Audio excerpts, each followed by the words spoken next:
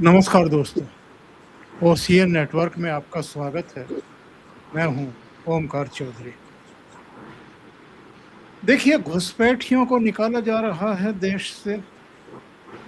आतंकवादियों पर, नक्सलवादियों पर, अलगाववादियों पर नकेल कसी जा रही है। जो संदिग्ध हैं और देश विरोधी हैं, अब जैसे पीएफआई जैसे संगठन और तमाम दूसरे, उन पर नकेल कसी गई है, उन पर पाबंदी लगाई गई है। जो घोषित रूप से भारत के विरुद्ध षड्यंत्र रच रहे थे, वो चाहे अमृतपाल हो, शर्जिल इमाम हो, उमर खालिद हो, उनको जेल के सिंकचों के पीछे डाला गया है। बड़े पैमाने पर कार्रवाइयां की जा रही हैं। पिछले दिनों आपने सुना होगा कि गृह मंत्री अमित शाह ने आदेश दिए हैं कि जितनी भी अलग अलग देशों के साथ हमारी सरहदें लगी हुई हैं, वो चाहे इंटरनेशनल बॉर्डर है, वो चाहे चाइना के साथ लगी हुई कुछ सीमा है, कुछ क्या बहुत बड़ी सीमा है, और पाकिस्तान के साथ जो एलओसी है, वहाँ भी एलएसी पर भी जितने 15 किलोमीटर के दायरे में अवैध निर्माण है, उन सबको गिराया जाए। एफसीआरए बिल क्यों लाया जा रहा है, ये हम आप सब जान चुके हैं अब तक। जो ये आंदोलन जीवी, धरना जीवी, प्रदर्शन जीवी, इन पर नकेल कसने के लिए और जो विदेशी फंडिंग होती है, उसके रूट्स को बंद करने के लिए एफसीआरए बिल लाया जा रहा है। और आप ये तो जानते ही हैं कि जनरल विपिन रावत साहब ने एक बार कहा था कि भारत और चीन दो फ्रंट पर तो भारत को खतरा है ही, एक आधा फ्रंट भारत के भीतर भी है, वो भी एक बड़ी चुनौती बनने जा रहा है या बन चुका है। लेकिन अब तो ये भी फुल फ्रंट हो चुका है, आधा फ्रंट नहीं है। और आज हम इसी पर बातचीत करेंगे। इनसे निपटने के लिए भारत को क्या करना चाहिए, भारत सरकार को क्या करना चाहिए। मेरे साथ जुड़ रहे हैं बहुत ही अनुभवी और जिन्होंने कुछ करके दिखाया है, तब अवकाश प्राप्त किया है। जम्मू कश्मीर के पूर्व पुलिस महानिदेशक डॉक्टर एसपी वैद साहब जुड़ रहे हैं, तो सीधे उनसे जुड़ते हैं और चर्चा को आगे बढ़ाते हैं। वैद साहब, बहुत स्वागत है, बहुत अभिनंदन, नमस्कार। नमस्कार ओमकार जी, नमस्कार आपको और आपके दर्शकों को जी। तो साहब, हम शुरू से ही शुरू करते हैं। ये जो कुछ हमने तमाशा देखा है, देश ने देखा है, दुनिया ने भी देख लिया जंतर मंतर पर, और अल्टीमेटली जिनको बहुत हल्के में लिया जा रहा था, जिन पर किसी तरह की चेक नहीं लगाई गई थी, कोई इंट्रोगेट नहीं किया गया था, वो एक केंद्रीय मंत्री को लेकर के बैठ गया। और हमने देखा कि एक दूसरे केंद्रीय मंत्री, बल्कि दो दो केंद्रीय मंत्री, जिनको अनुभवहीन माना जा रहा था, जो घोषित रूप से विदेशी ताकतों के हाथों में खेलते हुए पाए जा रहे हैं, उनके साथ बैठ करके टॉक्स कर रहे थे 3 दौर की। ये जो स्थितियां, परिस्थितियां हैं इस समय देश में, इनको आप तटस्थ और स्वतंत्र भाव से कैसे देखते हैं? देखिए ओमकार जी, आपने सारा बताया कि किस तरह से फोर्सेस जो हैं वो देश के खिलाफ काम करती हैं और उसको तोड़ने की कोशिश करती हैं। बिल्कुल सही। और इस सारी बैकग्राउंड में जो बात करते हैं पहले मुद्दे की, जो दिल्ली में हुआ, देखिए मेरा ये मानना है कि दीपके जो है ये यूएसए से वहाँ कुछ अरसे से था रिपोर्ट्स के मुताबिक, और काफ़ी देर से वहाँ था, और ये पहले आम आदमी पार्टी का शायद मीडिया हैंडल करता था। और जब ये आया कोई मेरे ख्याल 40 दिन पहले, कोई महीना 1.5 महीना हुआ। तो इसको एयरपोर्ट पे परमिशन दे दी गई और कहा कि आप जंतर मंतर में बैठिए। मुझे लगता है हमारी जो इंटेलिजेंस एजेंसीज की असेसमेंट थी या इस तरह की जो भी कि हालात इस लेवल तक आ जाएंगे और एक यूनियन मिनिस्टर को रिजाइन करना पड़ेगा और इतनी वायलेंस होगी, तो इसमें मुझे लगता है कहीं कमी रही है। और क्या जिनका काम था जो भी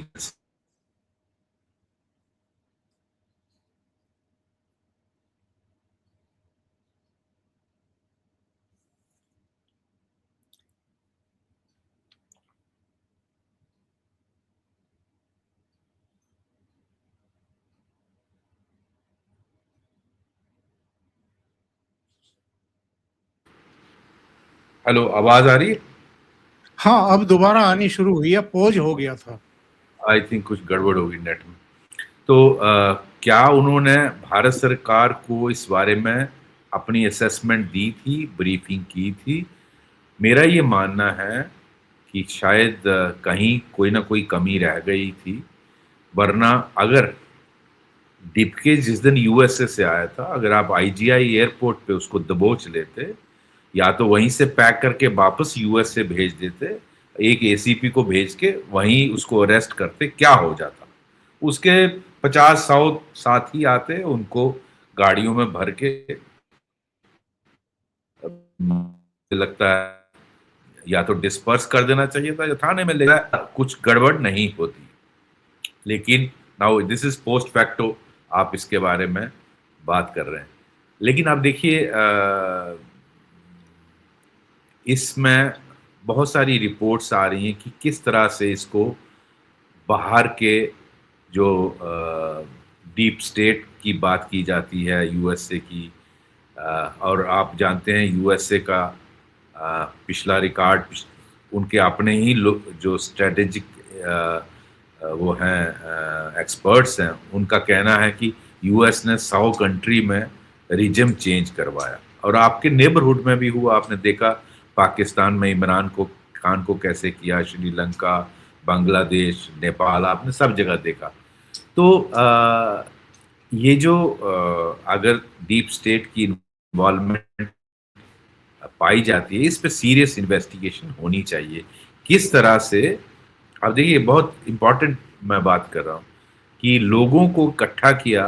ये पहले जब वहाँ बैठा दीपके, तो इसके साथ वहाँ कुछ भी ज़्यादा लोग कोई ना आए ना कुछ था, और आहिस्ता आहिस्ता ये सोशल मीडिया इस्तेमाल करता रहा, किस तरह से वहाँ से सारा ये ऑर्केस्ट्रेट हुआ और लोगों को इकट्ठा होने के लिए प्रेरित किया गया कि आप इकट्ठे होइए, 20 तारीख को पहुंचिए, और उनको पूरा मैप दिया गया, उनको पूरा बताया गया कि कहाँ इकट्ठा होना है, उनको पूरा रूट बताया गया, उनको या ये तक बताया गया कि आपको जो लेबरर इकट्ठे किए दिल्ली के आसपास से, यूपी से, बिहार से, उनको 2-2 हज़ार रुपया, मैं इन्हीं के बयानों से बता रहा हूँ, 2-2 हज़ार रुपया दिया गया। और जो मिस्त्री 4-5 लेबरर को लाएगा उसको 4 हज़ार रुपया दिएगा।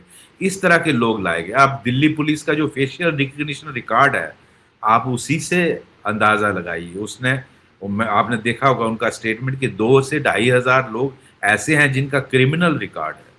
तो वहाँ मैं एक सुन रहा था, एक यंग सा सिख बॉय था, शायद 20-21 साल का, सोशल मीडिया में देख रहा था। वो कहता मैं आया था यहाँ, मीडिया वाला उसको पूछता है कि आप क्यों यहाँ आए थे? मैं कहता मैं इसके बारे में सुना था, नीट के बारे में प्रोटेस्ट है, तो मैं भी यहाँ आया हूँ।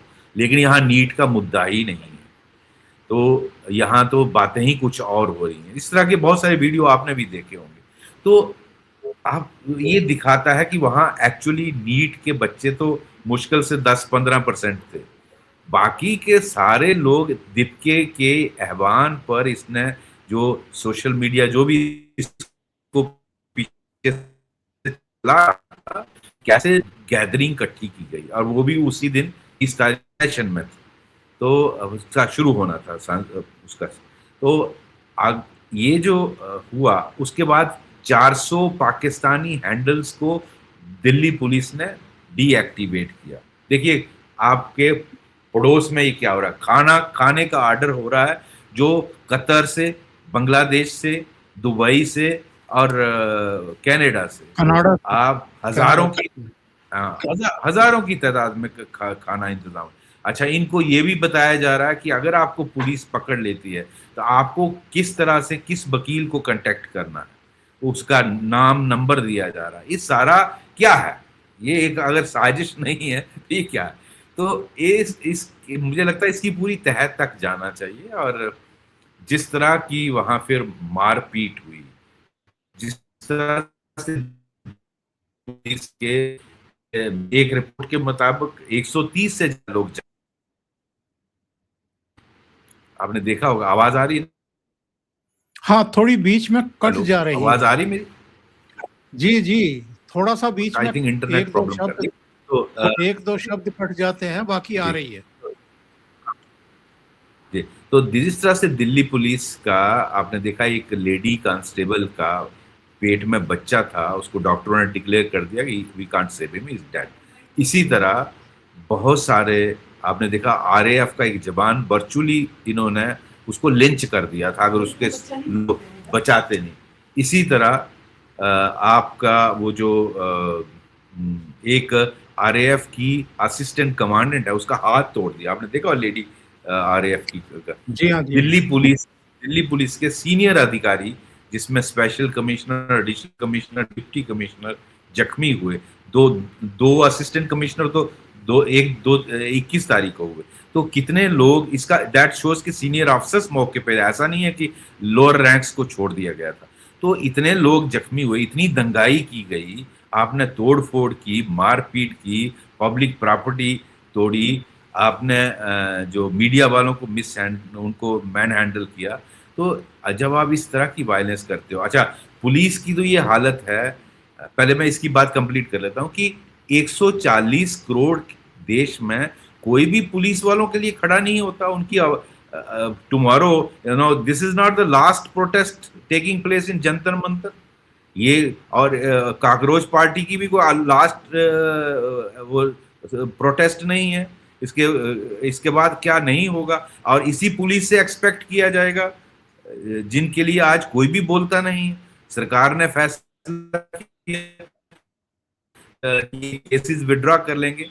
मुझे नहीं लगता क्रिमिनल्स के खिलाफ केसेस विड्रॉ करने चाहिए। जहां तक स्टूडेंट्स का सवाल है, स्टूडेंट्स, हम सबके बच्चे स्टूडेंट हैं, आपके भी होंगे, हम सबको हमदर्दी। और अगर कहीं बच्चा गलत फंस भी जाए, और ये हमने अपनी जिंदगी में किया, क्योंकि उसका कैरियर खराब हो जाता है, उसकी पुलिस वेरिफिकेशन नहीं होती, उसको नौकरी नहीं मिलती, उसको पासपोर्ट नहीं मिलता, तो उनका अगर हो भी कहीं गलती से आ भी गया हो तो निकाल देना चाहिए, क्योंकि उनके कैरियर खराब से प्ले नहीं करना चाहिए। लेकिन ये तो है नहीं कि जिस तरह की हरकतें आपने देखी, सेक्सुअल परवर्शन आपने देखा, किस तरह के वो कर रहे हैं। ये क्या नीट नीट के बच्चे बहुत सेंसिबल होते हैं, पढ़े लिखे होते हैं, इंटेलिजेंट होते हैं। वो तो वो ऐसी हरकतें नहीं करते।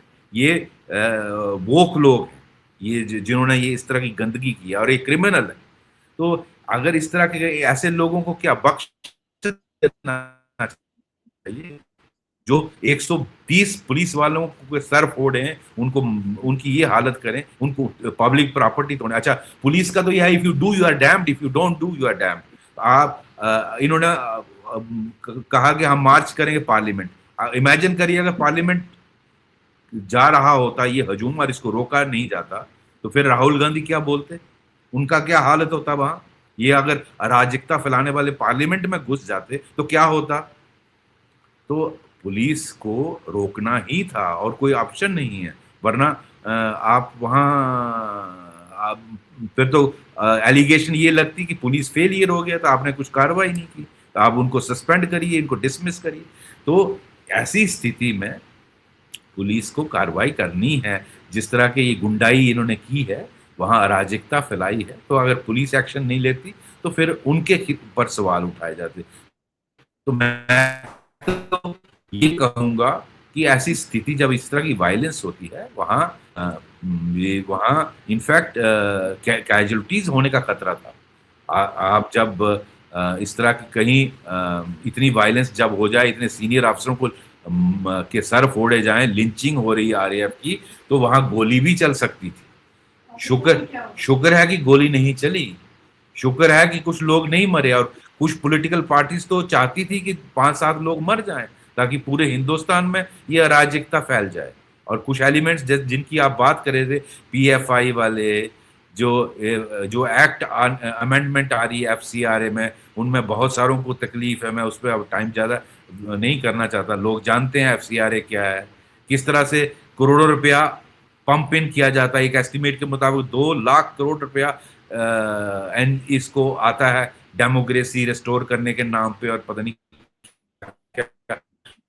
चलाने के लिए। तो किस तरह से यहाँ धर्म परिवर्तन किया जाता है। अगर उन ऐसे कानून बनेंगे, बांग्लादेशियों को और रोहिंग्यास को बाहर भेजा जाएगा, ये सारी कानून जो बनाए जा रहे हैं जो बहुत ज़रूरी हैं देश के लिए, और जिस तरह से होम मिनिस्टर इसको फ्रंट से लीड कर रहे हैं जो मोदी जी की नीति के मुताबिक, तो इसको डेफिनेटली बहुत सारे लोग हैं। 0.5 आपने ठीक कहा, ये 0.5 नहीं रहा, बहुत सारे एलिमेंट हैं जिन जो जो एक एज डेंजरस। और देखिए आपने ऑलमोस्ट ये जो नेक्सलिज्म था ऑलमोस्ट खत्म हो गया, 95% विल से इट। अब इसके रेमिनेंट्स रहे।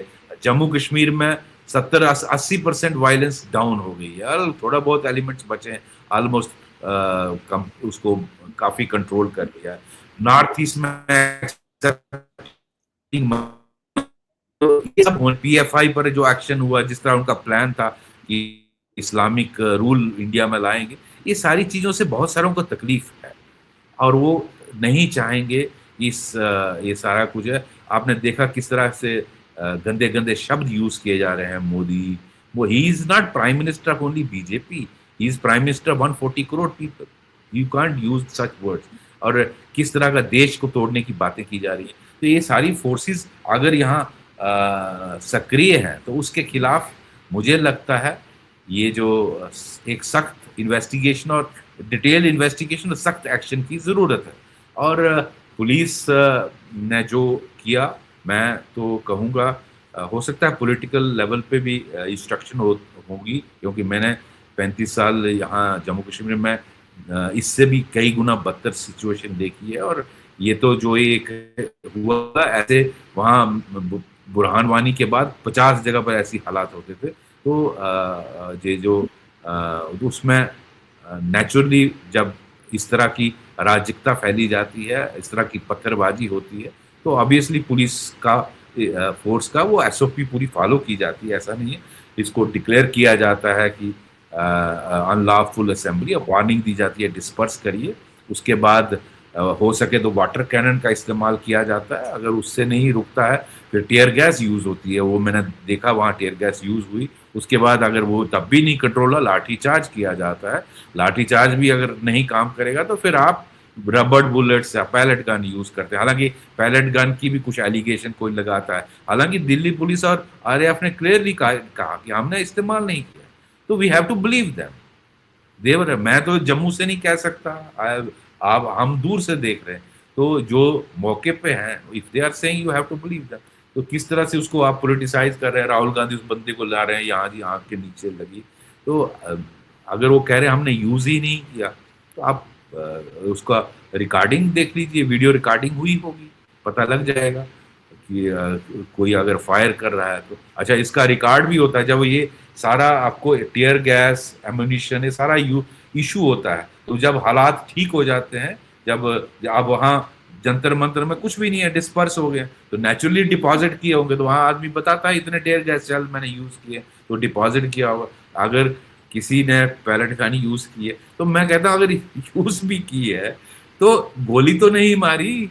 गोली से खतरा होता है आदमी मर जाने का, भाई आदमी की जान चली जाती है। तो वो तो 4-5 लोग अगर ऐसे इतना उपद्रववाद करोगे, 4-5 लोग मर जाते, पूरी अराजकता हो जाती। तो वो तो फिर मुझे लगता है कुछ लोग तो वेट कर रहे थे कि नहीं। ठीक है जी।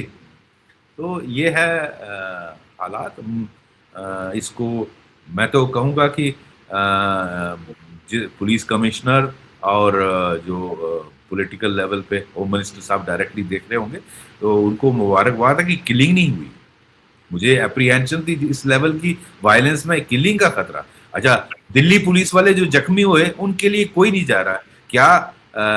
इसको वो दिल्ली पुलिस सिर्फ होम मिनिस्टर साहब की है या मोदी जी की है क्या? वो सारे देश की है, और लीडर ऑफ अपोजिशन की नहीं है क्या? इनको देखने जाना चाहिए हॉस्पिटल में और उनसे बातचीत करनी चाहिए।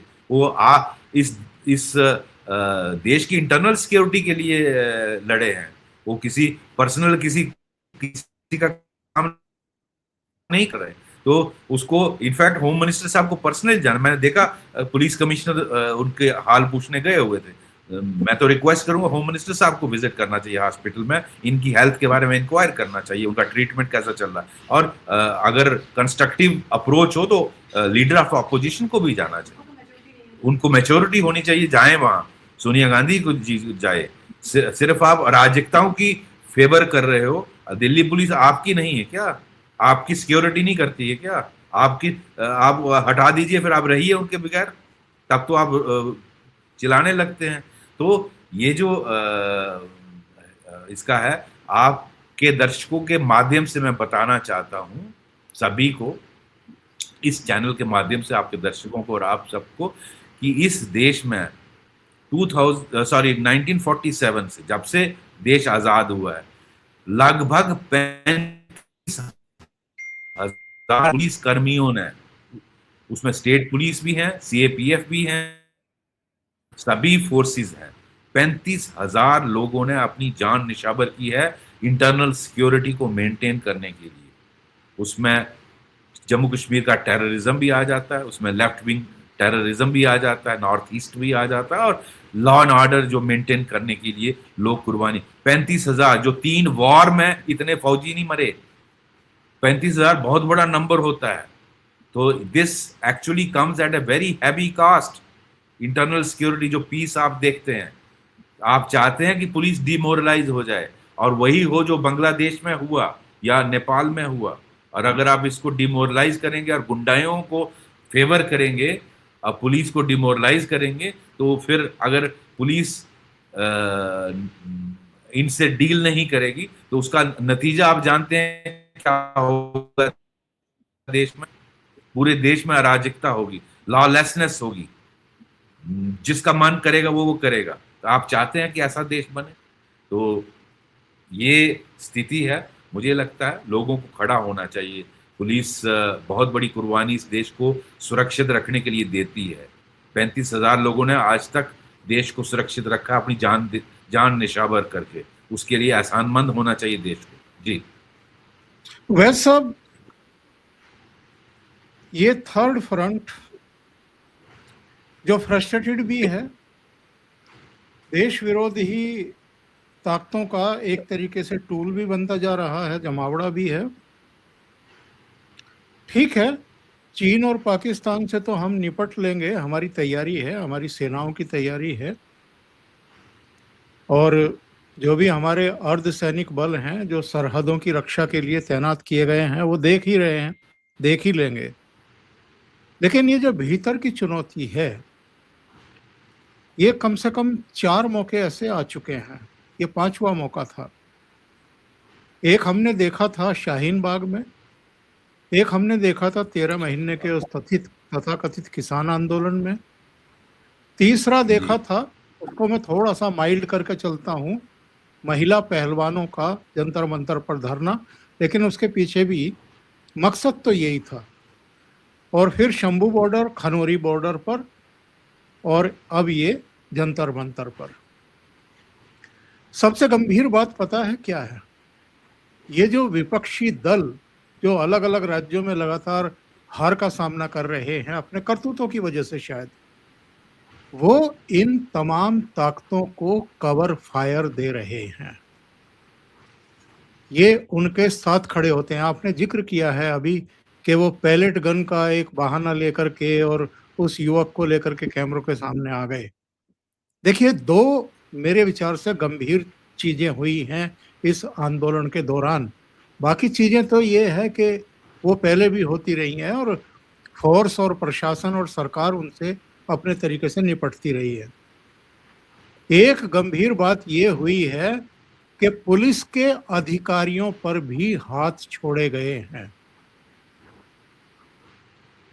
और जो कमी सरकार की तरफ से हम देख रहे हैं कि अभी तक होम मिनिस्टर सार्वजनिक रूप से निकल करके सामने नहीं आए हैं, शायद आ जाएं। दूसरी बड़ी और गंभीर घटना हुई है प्रधानमंत्री के आवास की चौखट तक पहुंच जाना। क्या ये दोनों बहुत गंभीर चीजें नहीं हैं?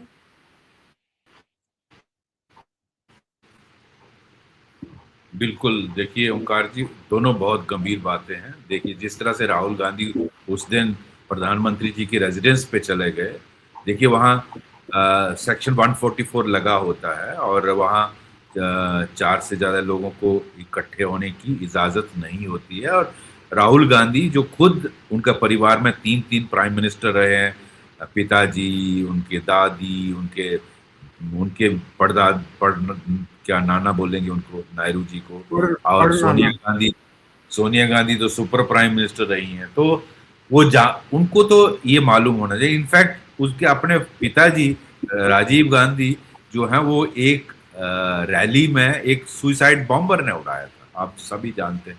तो ऐसे आदमी को तो ये पता होना चाहिए कि प्राइम मिनिस्टर के घर में मॉब लेके जाना, घर के बाहर लेके जाना कि क्या मायने रहते हैं।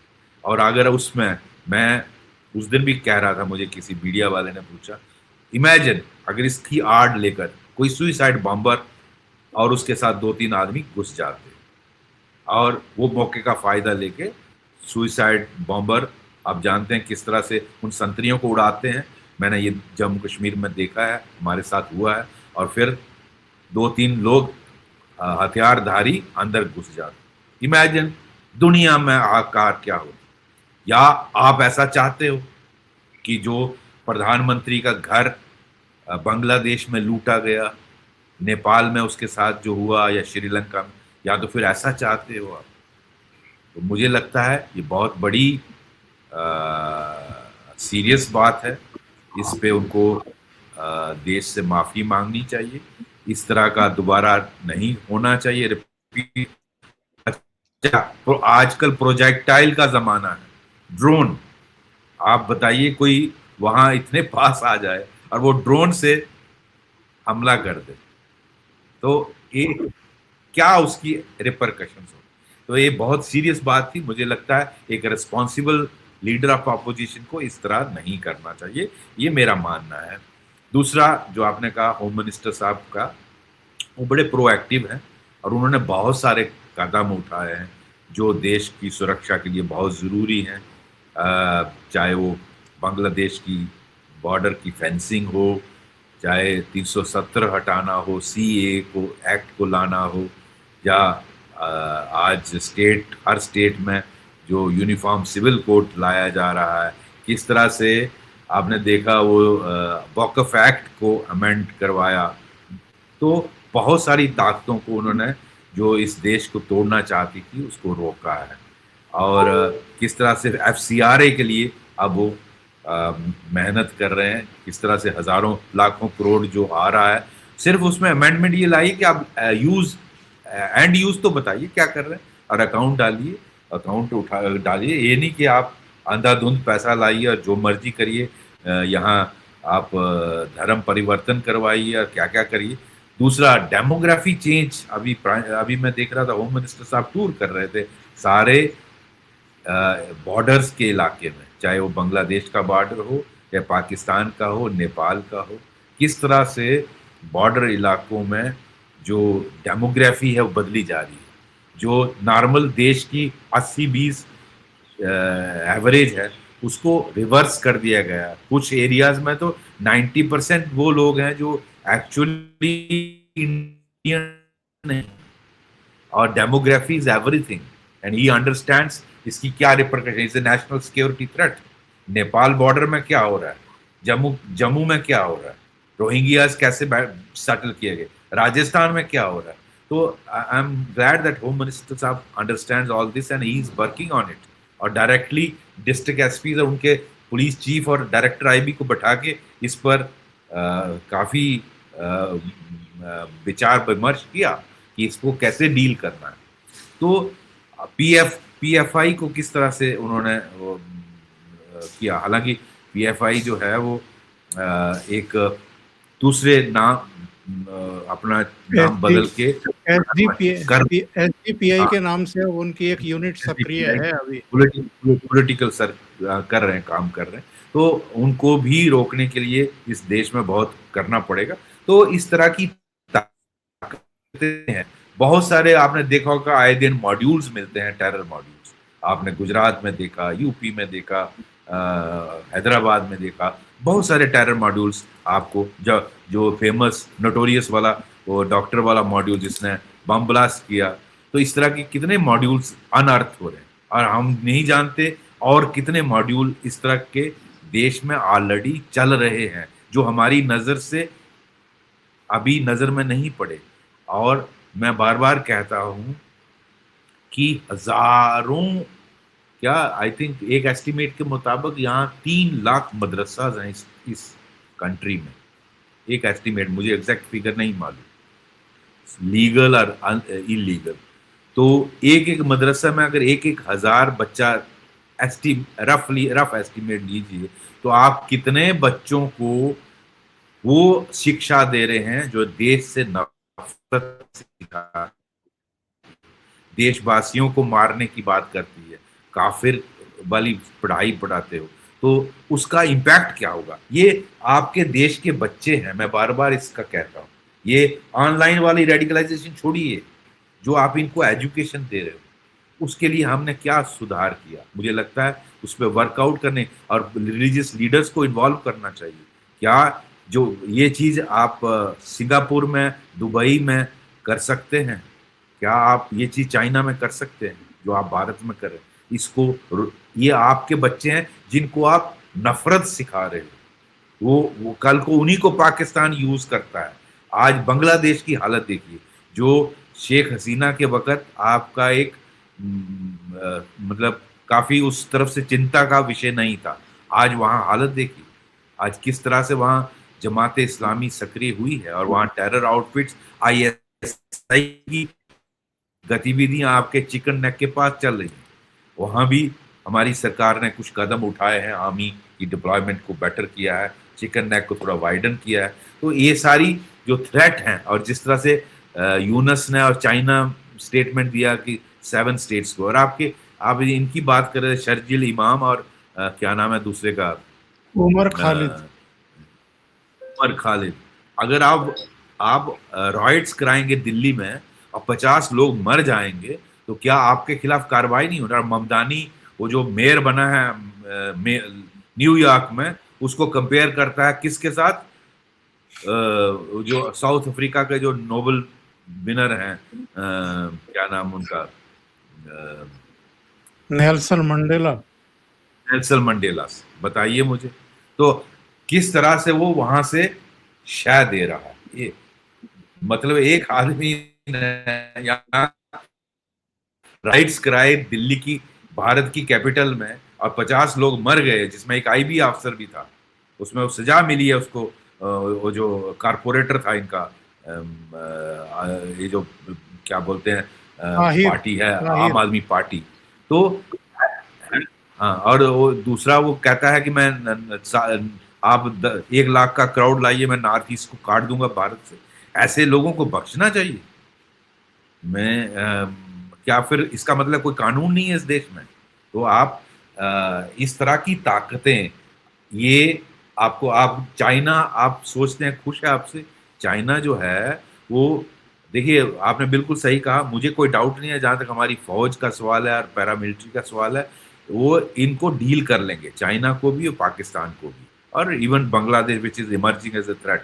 बट ये जो अंदर करवा रहे हैं, बहुत सारे कम्युनिस्ट हैं जो आप फॉलोअर हैं आपके चाइना के, क्या उसको पसंद आएगा जिस तरह से वो अपने आप को दादा समझता था पूरे एशिया का कि मैं ही सोल पावर हूँ, उसको आप इमर्ज कर रहे हो, फोर्थ लार्जेस्ट ऑलरेडी बन गए हो, थर्ड लार्जेस्ट बन रहे हो। तो जिस तरह से आप जिस तरह उसने हमारी घेराबंदी की, सारे श्रीलंका, बांग्लादेश, नेपाल में वहां कम्युनिस्ट गवर्नमेंट लाई, पाकिस्तान को तो हमारे खिलाफ यूज ही करता है।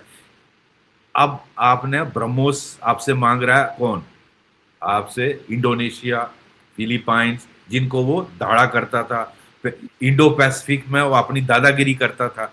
क्या वो चाइना को पसंद आएगा कि उसका ही रिवर्स वो हो रहा है घेराबंदी? और जो आप निकोबार में अब एयर स्ट्रिप बना रहे हैं और जो डेवलप कर रहे हैं उसको, तो चाइना की सारा ट्रेड और तेल पर नजर रहेगी। अब वो उसको काउंटर करने के लिए इकोनॉमिक कॉरिडोर जैसे उसने पाकिस्तान में बनाया, वो इसी तरह यहाँ म्यांमार और बांग्लादेश में बना रहा है। ये जो अभी पिछली बार बांग्लादेश का प्राइम मिनिस्टर वहां गया था, जो कि एक हमेशा रीत रही है कि इंडिया में विजिट करता है, वो पहले चाइना गया, वहां इस पर डिस्कशन हुई है। तो क्या चाइना को अच्छा लगेगा? तो चाइना भी अंदरूनी हालात को बिगाड़ना चाहता है। यूएस का तो आप जानते ही हैं, डोनाल्ड ट्रंप जितना मर्जी अच्छा अच्छा मुंह पे बोले, Modi is a beautiful friend and very good friend of mind, but पीछे से क्या आसिम मुनीर को किस तरह से व्हाइट हाउस में बुलाकर लंच हो रहा है, माय फेवरेट फील्ड मार्शल, और क्या कितने मिलियन डॉलर इनको दे दो। अब पाकिस्तान $10 बिलियन उनसे चाहता है बिकॉज ऑफ मध्यस्थता कराई। तो ये जो सारी वो हैं, तो उनका अंदर से डीप स्टेट क्या क्या कराती होगी उसका आप अंदाजा लगा लीजिए। जो आपका वो पॉइंट था कि अपोजिशन लीडर्स, इसीलिए इनकी ये हालत है। आई एम सॉरी, आपने बिल्कुल सही कहा। इनका जो रवैया है, ठीक है, मोदी से नफरत है, आई अंडरस्टैंड, आप मोदी को गिराना चाहते हैं, गिराइए, पॉलिटिक्स जरूर खेलिए, बट देश के खिलाफ मत करिए। वो कोई पसंद नहीं करता। वो वही जो जो जो वही एलिमेंट्स हैं जो देश को तोड़ना चाहते हैं, वो पसंद करते हैं। उनके वोट चाहिए तो ले लो। जो कुछ इस तरह के लोग हैं जो चाहे वो पीएफआई के फॉलोअर हैं, चाहे वो चाइनी के फॉलोअर हैं, कम्युनिस्ट हैं, जो टेररिस्ट हैं, जो नेक्सलाइट हैं, जो जो ये सारे एफसीआरए एक्ट से परेशान हैं, जो इन चीज़ों से जो जो परेशान है, जो जो कानून बने हैं, चाहे आपका वक्फ एक्ट वाला जिसमें बहुत सारों को तकलीफ हुई है, तो वो लोग I understand, but then you cannot become prime minister, you cannot come in power. तो आपको देश के बारे में, आम आदमी चाहता है कि मेरे देश को स्ट्रांग, मैं आपको आपके माध्यम से इन अपोजिशन लीडर्स को बताना चाहता हूं, आम आदमी की भावना है कि मेरे देश को प्रोटेक्ट किया जाए, चाहे मोदी करे, चाहे राहुल गांधी करे, चाहे अखिलेश यादव करे, या ममता बनर्जी करे, या वो जो तमिलनाडु का है करुणानिधि का स्टालिन बेटा, वो करे। हमें किसी को, देश के आदमी को किसी से नफरत नहीं है, वो चाहते हैं मेरे देश की सुरक्षा करेंगे। तो लेकिन अगर आप इन लोगों के हाथ में खेलोगे और देश के खिलाफ काम करोगे, तो आपको पावर में नहीं आने देगी ये देश की जनता। ये मैं भावना देश की, आम आदमी की, इनको बता रहा हूं जी। आखिर में मैं केवल इतनी बात कहूंगा, अभी डीजी साहब ने एक बहुत महत्वपूर्ण बस संकेत दिया और फिर वो अपनी बात पे आगे निकल गए।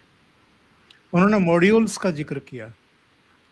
पिछले दिनों, पिछले कुछ महीनों के भीतर ही देश के अलग अलग हिस्सों से, अलग अलग बड़े छोटे शहरों से, जो यहाँ पर स्लीपर सेल के रूप में या मॉड्यूल के रूप में पड़े हुए थे, उनको गिरफ्तार करने का बहुत बड़ा काम किया है। ये जो हम बड़ी आसानी से कह देते हैं ना कि नक्सलवाद खत्म कर दिया मोदी जी ने, आतंकवाद खत्म कर दिया, और अमित शाह साहब, कौन नीचे कौन करता है ये काम? ये पुलिस फोर्स करती है, ये जांच एजेंसियां करती हैं, ये खुफिया एजेंसियां करती हैं। एक बहुत बड़ा नेटवर्क बना हुआ है जब इनकी गतिविधियां पकड़ में आ जाती हैं तो फिर उसके बाद टीमें बनाई जाती हैं, एक स्पेशल ऑपरेशन चलाए जाते हैं हर जगह। तो इसलिए मैं इस कार्यक्रम के आखिर में जो आम लोग हैं इस देश के, जो इस देश की सिक्योरिटी को लेकर के बहुत कुछ झेल चुके अतीत में, उनसे एक निवेदन जरूर करूंगा कि कहीं भी अगर फोर्स के साथ मिसबिहेव हो रहा है, किसी ऑफिसर के ऊपर अगर कोई अटैक करने का दुस्साहस कर रहा है, उसके खिलाफ खड़े होइए और आवाज उठाइए। इस फोर्स को सुरक्षित रखना ही जिम्मेदारी नहीं है, उनका सम्मान और उनका मनोबल बना रहे, ये बहुत जरूरी है। थैंक यू सर, आप जुड़े और आपने बहुत महत्वपूर्ण और संवेदनशील विषय पर अपने विचार रखे। धन्यवाद ओंकार जी, बहुत बहुत थैंक यू सो मच। और दर्शकों से निवेदन है, आपको ये धन्यवाद। चर्चा अच्छी लगी हो तो लाइक का बटन दबा दें, वीडियो को शेयर करें और चैनल को सब्सक्राइब करें। Thank you.